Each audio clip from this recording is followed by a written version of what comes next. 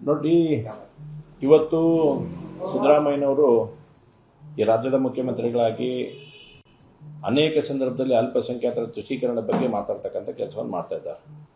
ಇವತ್ತು ಹಿಜಾಬಿನ ಇದರ ಬಗ್ಗೆ ಇರ್ತಕ್ಕಂಥ ವಿವಾದ ಈಗಾಗಲೇ ನ್ಯಾಯಾಲಯದ ಮೆಟ್ಟಲನ್ನು ಏರಿದೆ.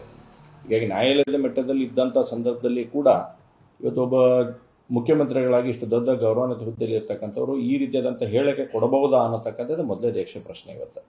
ಯಾಕಂದರೆ ನ್ಯಾಯಾಲಯದಲ್ಲಿ ಇದ್ದಂಥ ಸಂದರ್ಭದಲ್ಲಿ ನ್ಯಾಯಾಲಯ ತೀರ್ಮಾನ ಕೊಡುವವರೆಗೂ ಕೂಡ ಕಾಯಬೇಕಾದಂಥ ಈ ರಾಜ್ಯದ ಈ ದೇಶದ ಜನರದ ನಮ್ಮದು ಕಮಿಟ್ಮೆಂಟ್ ಇರುತ್ತೆ. ನ್ಯಾಯಾಲಯ ಏನು ತೀರ್ಮಾನ ಕೊಡುತ್ತೆ ಅದಕ್ಕೆ ನಾವೆಲ್ಲರೂ ಕೂಡ ಬದ್ಧರಾಗಿ ಕೆಲಸ ಮಾಡಬೇಕಾದಂಥ ಎಲ್ಲರಿಗೂ ಬರ್ತಕ್ಕಂಥ ಇರಬೇಕಾಗತ್ತೆ. ಆದರೆ ಇವತ್ತು ಮುಖ್ಯಮಂತ್ರಿಗಳು ನಿನ್ನೆ ದಿವಸ ಮಾತಾಡ್ತಾ ನಾವು ಹಿಜಾಬನ್ನು ತೆಗೆದು ಹಾಕ್ತೇವೆ ಏನೋ ಅಂತ ಹೇಳಿದ್ದಾರೆ. ಇವತ್ತು ನನಗನ್ಸುತ್ತೆ ಈ ಮುಖ್ಯಮಂತ್ರಿಗಳು ಈ ಅಲ್ಪಸಂಖ್ಯಾತರ ನೀತಿಯ ತುಷ್ಟೀಕರಣ ಪರಾಕಾಷ್ಠೆ ಹಂತವನ್ನು ತಲುಪುವಂಥ ಹಂತದಲ್ಲಿ ಇವತ್ತು ಬಂದಿದ್ದಾರೆ. ಯಾಕಂದರೆ ಮೊನ್ನೆ ಬೆಳಗಾವದಲ್ಲಿ ಅಧಿವೇಶನ ನಡೆತಕ್ಕಂಥ ಸಂದರ್ಭದಲ್ಲಿ ಹುಬ್ಳಿಯಲ್ಲಿ ಅಲ್ಪಸಂಖ್ಯಾತರ ಒಂದು ಕಾರ್ಯಕ್ರಮ ಆದಂಥ ಸಂದರ್ಭದಲ್ಲಿ ಹೇಳಿದ್ರು, ನಾನು 10,000 ಕೋಟಿ ರೂಪಾಯಿಗಳನ್ನು ಅಲ್ಪಸಂಖ್ಯಾತರಿಗೆ ಮೀಸಲು ಇಡ್ತೇನೆ ಅಂತಕ್ಕಂಥದ್ದು. ನೀವು SC STಗೆ ಇರ್ತಕ್ಕಂಥ ಹಣವನ್ನು ಇವತ್ತು ಎಲ್ಲಿ ಶಿಫ್ಟ್ ಮಾಡಿರೋ ಅನ್ನೋದು ಮೊದಲು ಹೇಳಿ, ಶಿಫ್ಟ್ ಮಾಡಿ ಅನ್ನೋಂಥದ್ದನ್ನು ಸದನದಲ್ಲಿ ಕೇಳಿದಾಗೂ ನೀವು ಅದರ ಬಗ್ಗೆ ಉತ್ತರ ಕೊಡ್ತಕ್ಕಂಥದ್ದನ್ನು ಇವತ್ತಿನ ಕಡೆ ಆಗ್ತಾ ಇಲ್ಲ. ಆದರೆ ಅಲ್ಪಸಂಖ್ಯಾತರ ಬಗ್ಗೆ ಬಹಳಷ್ಟು ಪ್ರೀತಿಯನ್ನು ವ್ಯಕ್ತಪಡಿಸ್ತಕ್ಕಂಥದ್ದನ್ನು ಮುಖ್ಯಮಂತ್ರಿಗಳು ಮಾಡ್ತಾ ಇದ್ದಾರೆ. ಎರಡನೇದು ಹಿಜಾಬದ ಬಗ್ಗೆ ಇವತ್ತು ಹಿಂದಿನ ಸರ್ಕಾರ ತೀರ್ಮಾನ ತಗೊಂಡಿತ್ತು, ಕೋರ್ಟ್ನಲ್ಲಿ ಆಗಿತ್ತು. ಕೋರ್ಟ್ ನಿರ್ದೇಶನದಂತೆ ವಿದ್ಯಾರ್ಥಿಗಳು ಹಾಕೋಬಾರ್ದು ಅನ್ನೋಂಥ ಒಂದು ಮೊದಲೇ ಹಂತದ ನಿರ್ಣಯ ಆಗಿತ್ತು.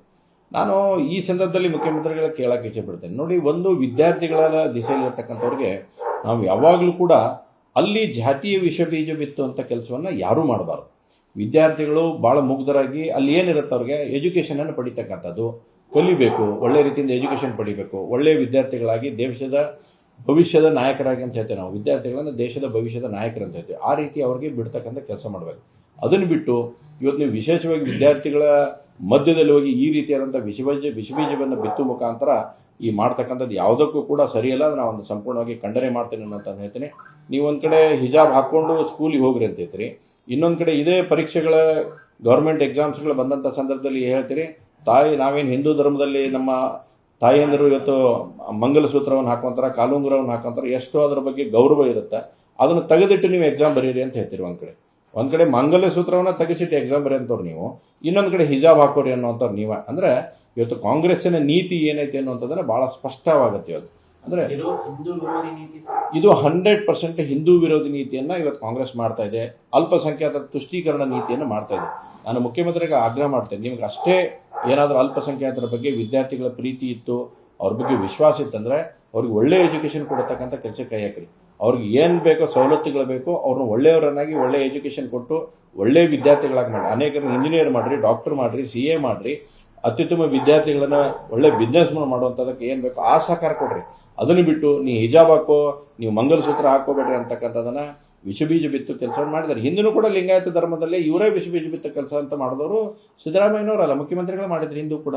ಅಂದರೆ ಜಾತಿಗಳಲ್ಲಿ ವೈಷಮ್ಯವನ್ನು ಹುಟ್ಟಿಸ್ತಕ್ಕಂಥ ಕೆಲಸವನ್ನು ಮಾಡ್ತಕ್ಕಂಥದ್ದು ಕಾಂಗ್ರೆಸ್ನಲ್ಲಿ ಕರಗತವಾಗಿರ್ತಕ್ಕಂಥ ವಿಷಯ. ಇನ್ನು ಜಾತಿ ಮೊದಲು ಹಿಂದೆ ಬ್ರಿಟಿಷ್ ಇದ್ರು ಡಿವೈಡ್ ಆ್ಯಂಡ್ ರೂಲ್ ಪಾಲಿಸಿ, ಇವತ್ತು ಅದನ್ನು ಸಂಪೂರ್ಣವಾಗಿ ಇಂಪ್ಲಿಮೆಂಟ್ ಮಾಡೋದು ಈ ದೇಶದಲ್ಲಿ ಕಾಂಗ್ರೆಸ್ ಪಾರ್ಟಿ ಮಾಡಾಗಿದೆ. ಡಿವೈಡ್ ಆ್ಯಂಡ್ ರೂಲ್ ಪಾಲಿಸಿ ಅಂದರೆ ಕಾಂಗ್ರೆಸ್ ಪಾರ್ಟಿ ಇವತ್ತು ಏನು ಬ್ರಿಟಿಷರು ಬಿಟ್ಟು ಹೋಗಿದ್ರು ಅದನ್ನು ಯಥಾವತ್ತಾಗಿ ಜಾರಿಗೊಳಿಸ್ತಕ್ಕಂಥ ಕೆಲಸವನ್ನು ಕಾಂಗ್ರೆಸ್ ಪಾರ್ಟಿ ಇಲ್ಲಿ ಎಲ್ಲ ಜಾತಿಗಳ ಮಧ್ಯೆ ವಿಷಬೀಜ ಬಿತ್ತತಕ್ಕಂಥ ಕೆಲಸವನ್ನು ಮಾಡ್ತೈತಿ.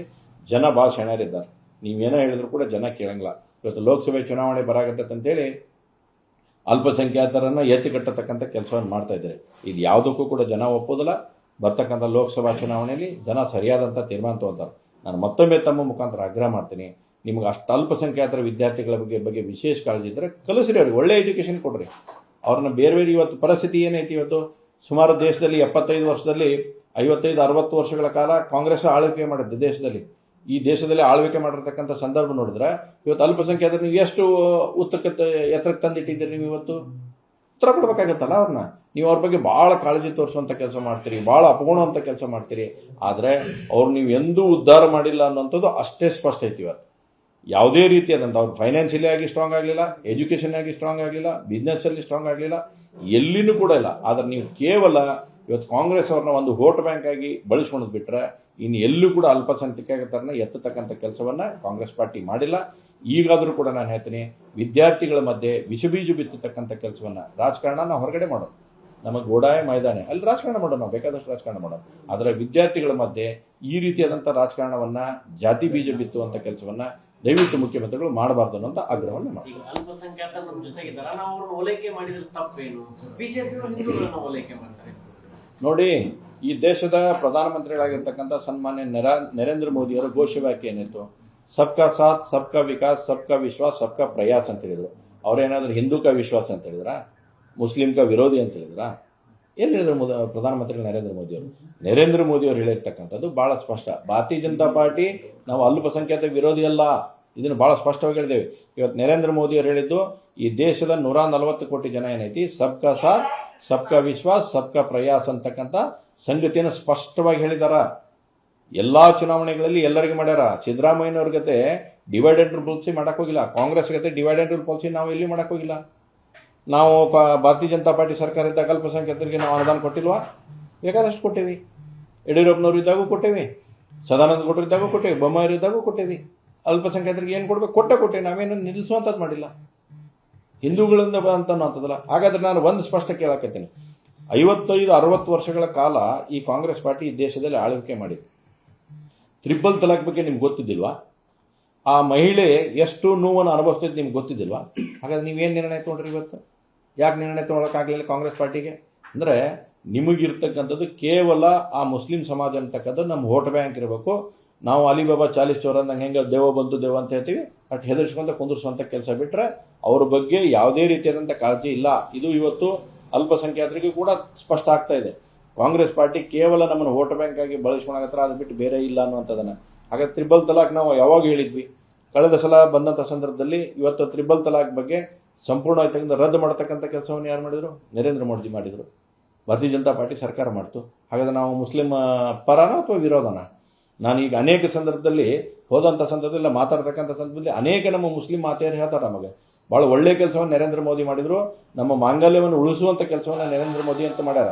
ಕಾಂಗ್ರೆಸ್ ಹೆಸರು ಹೇಳ್ತಾರೆ ಯಾರು? ಯಾರು ಕೂಡ ಕಾಂಗ್ರೆಸ್ ಬಗ್ಗೆ ಹೇಳಂಗಿಲ್ಲ.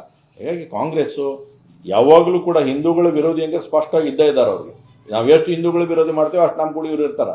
ಆದರೆ ಭಾರತೀಯ ಜನತಾ ಪಾರ್ಟಿ ಸರ್ವವ್ಯಾಪಿ ಸರ್ವಸ್ಪರ್ಶಿಯಾಗಿ ಕೆಲಸ ಮಾಡ್ತಕ್ಕಂಥ ಪಾರ್ಟಿ, ಎಲ್ಲರನ್ನೂ ವಿಶ್ವಾಸ ತೆಗೆದುಕೊಂಡು ಹೋಗುವಂಥ ಪಾರ್ಟಿ, ಯಾವುದೇ ಒಂದು ಕಮ್ಯುನಿಟಿಗೆ ಸೀಮಿತವಾಗಿರ್ತಕ್ಕಂಥದ್ದಲ್ಲ. ಎಲ್ಲರನ್ನೂ ಕೂಡ ವಿಶ್ವಾಸ ತಗೊಂಡೋಗ್ತೀವಿ. ಒಂದು ಕಡೆ ರಾಮ ಮಂದಿರ ಕಟ್ಟಾಕತ್ತೇವೆ, ಒಂದು ಕಡೆ ತ್ರಿಬಲ್ ತಲಾಕ್ ತೆಗೆದಿವಿ, ಆರ್ಟಿಕಲ್ 370 ತೆಗೆದಾಕಿದ್ವಿ. ನಿಮ್ಗೆ ಯಾಕಾಗಲಿಲ್ಲ ಕಾಂಗ್ರೆಸ್ ಪಾರ್ಟಿಗೆ ಆರ್ಟಿಕಲ್ 370 ತೆಗೆದು?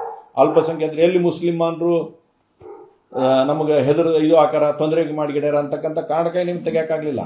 ಆದರೆ ಈ ದೇಶದ ಪ್ರಧಾನಮಂತ್ರಿಗಳಾಗಿರ್ತಕ್ಕಂಥ ನರೇಂದ್ರ ಮೋದಿಯವರು, ಅಮಿತ್ ಶಾ ಅವ್ರ ನಿರ್ಣಯದ ಪ್ರಕಾರ ಆರ್ಟಿಕಲ್ 370 ಕಾಶ್ಮೀರದಿಂದ ತೆಗೆದುಹಾಕಿದ್ವಿ. ಇವತ್ತು ಇಡೀ ದೇಶದ ಜನ ಅಲ್ಲಿ ಹೋಗ್ತಾ ಇದ್ದಾರೆ. ಅಲ್ಲಿರ್ತಕ್ಕಂಥ ಮುಸಲ್ಮಾನರು ಇವತ್ತು ಅತ್ಯಂತ ಖುಷಿಯಿಂದಿದ್ದಾರೆ. ಇವತ್ತು ಸಾಕಷ್ಟು ವ್ಯಾಪಾರ, ಔದ್ಯೋಗಿಕರಣ ಎಲ್ಲವೂ ಕೂಡ ಡೆವಲಪ್ಮೆಂಟ್ ಆಗ್ತಾ ಇದೆ. ಹಾಗಾದ್ರೆ ಅಲ್ಲಿ ಮುಸ್ಲಿಮಾನರು ವಿರೋಧ ಮಾಡಿದ್ರ ಬಿಜೆಪಿಗೆ? ಇವತ್ತು ಅವ್ರು ಸ್ವಾಗತ ಮಾಡಕತ್ತಾರ. ನೀವೇನು ಮಾಡಿಸಿದ್ರಿ? ಅದೇ ಕಾಶ್ಮೀರಲ್ಲಿರ್ತಕ್ಕಂಥ ಮುಸಲ್ಮಾನರ ಕಡೆಯಿಂದ ಕಲ್ಲು ಹೊಡಿಸುವಂಥ ಕೆಲಸ ಮಾಡ್ತಾ ಇದ್ರಿ. ಆ ವಿದ್ಯಾರ್ಥಿಗಳಿಗೆ ಪುಸ್ತಕ ಕೊಟ್ಟು ಪೆನ್ ಕೊಟ್ಟು ಕಲಿಸುವಂಥದ್ದು ಬಿಟ್ಟು ಕಲ್ಲು ಹೊಡಿ ಕೆಲಸಕ್ಕೆ ರೊಕ್ಕ ಕೊಟ್ಟು ಕಲ್ಲು ಹೊಡಿಸುವಂಥ ಕೆಲಸವನ್ನು ಕಾಂಗ್ರೆಸ್ ಪಾರ್ಟಿ ಮಾಡ್ತಾ ಇದೆ. ಇವತ್ತು ವಿದ್ಯಾರ್ಥಿಗಳು ಎಷ್ಟು ಖುಷಿಯಿಂದ ವಂದೇ ಭಾರತ್ ಮಾತನ್ನ ಹೇಳ್ತಾರೆ, ಒಂದೇ ಮಾತ್ರ ಮಾಡ್ತಾರೆ, ಭಾರತ್ ಮಾತಕ್ಕೆ ಜೈ ಅಂತಕ್ಕಂಥ ಕೆಲಸ ನೀವೇನು ಕಲಿಸ್ತಿದ್ರಿ? ಅದೇ ನಮ್ಮ ದೇಶದ ಭಾಗದಲ್ಲಿ ಪಾಕಿಸ್ತಾನ ಜಿಂದಾಬಾದ್ ಅನ್ನೋಂಥ ಕಲಿಸ್ತಾರೆ ನೀವು. ಆದರೆ ಇವತ್ತು ನರೇಂದ್ರ ಮೋದಿ ನೇತೃತ್ವದ ಸರ್ಕಾರ ಅವರೆಲ್ಲರನ್ನು ಕೂಡ ಸಂಪೂರ್ಣ ವಿಶ್ವಾಸಕ್ಕೆ ತೆಗೆದುಕೊಂಡ ಮುಖಾಂತರ ದೇಶದಲ್ಲಿ ಏಕತೆಯನ್ನು ಮೂಡಿಸ್ತಕ್ಕಂಥ ಕೆಲಸವನ್ನು ನರೇಂದ್ರ ಮೋದಿ ಅವರು ಮಾಡಿದ್ದಾರೆ. ಎಲ್ಲಾ ಕಮ್ಯುನಿಟಿಗಳಿಗೆ ತೆಗೆದುಕೊಂಡು ಹೋಗುವಂಥ ಕೆಲಸ ಮಾಡ್ತಕ್ಕಂಥವ್ರು ನರೇಂದ್ರ ಮೋದಿ ಅವರು. ಅನುಕ್ಷಣದ ಸುದ್ದಿಗಳಿಗಾಗಿ ವಿಸ್ತಾರ ನ್ಯೂಸ್ ಯೂಟ್ಯೂಬ್ ಚಾನೆಲ್ ಸಬ್ಸ್ಕ್ರೈಬ್ ಮಾಡಿ. ಹೊಸ ಸುದ್ದಿಗಳ ನೋಟಿಫಿಕೇಶನ್ಗಾಗಿ ಬೆಲ್ ಐಕಾನ್ ಕ್ಲಿಕ್ ಮಾಡಿ. ಲೇಟೆಸ್ಟ್ ಅಪ್ಡೇಟ್ಸ್ಗಾಗಿ www.vistaranews.com ವೆಬ್ಸೈಟ್ಗೆ ವಿಸಿಟ್ ಮಾಡಿ. ಅಂಗೈಯಲ್ಲೇ ಜಗತ್ತಿನ ಸುದ್ದಿ ತಿಳಿಯಲು ವಿಸ್ತಾರ ನ್ಯೂಸ್ ಕನ್ನಡ ಆಪ್ ಡೌನ್ಲೋಡ್ ಮಾಡಿ.